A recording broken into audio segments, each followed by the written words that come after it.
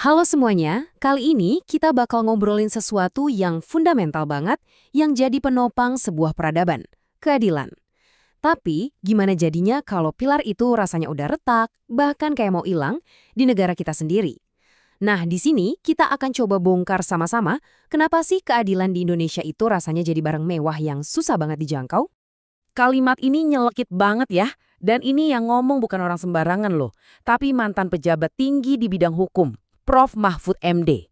Ini bukan cuma omongan, tapi kayak cerminan realita pahit yang dirasain banyak orang. Coba deh bayangin, keadilan yang harusnya kayak udara, ada buat semua orang, di sini malah jadi kayak barang langka yang ada harganya.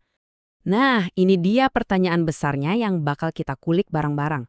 Kok bisa sih sesuatu yang begitu luhur nilainya malah turun derajat jadi komoditas yang bisa diperjualbelikan? Yuk, kita telusuri mulai dari gejalanya sampai ke akar-akarnya. Oke, untuk jawab pertanyaan tadi, kita mulai dari yang kelihatan di permukaan dulu ya. Gimana sih wujud nyatanya krisis keadilan ini dalam hidup kita sehari-hari? Menurut pengamatan Prof. Mahfud, gambarannya tuh kayak gini. Hukum itu tajamnya ke bawah, tapi tumpul banget ke atas.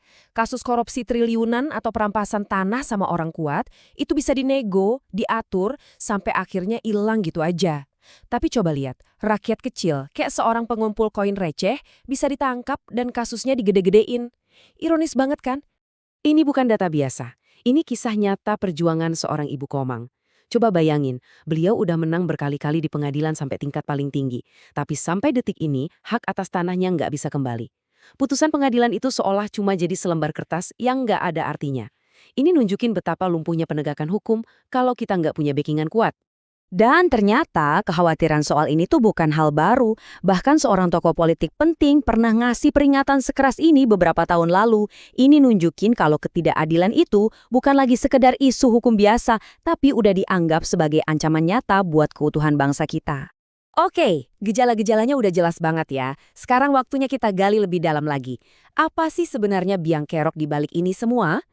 Yuk kita simak analisis dari Prof. Zainal Arifin Mokhtar, atau yang biasa kita kenal Prof. Uceng.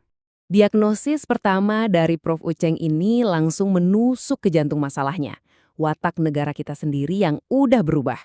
Menurut beliau, negara udah nggak lagi berperan sebagai wasit yang adil buat semua rakyatnya. Gampangnya gini deh, bayangin negara itu wasit dalam sebuah pertandingan. Seharusnya kan dia netral dan adil kan? Nah, dalam konsep negara pemburu rente, wasitnya ini malah ikut main, ikut ngegolin, tapi buat kepentingannya sendiri dan teman-teman dekatnya. Kebijakan dibuat bukan buat publik, tapi buat memperkaya segelintir elit. Dan polanya tuh kelihatan jelas banget. Dari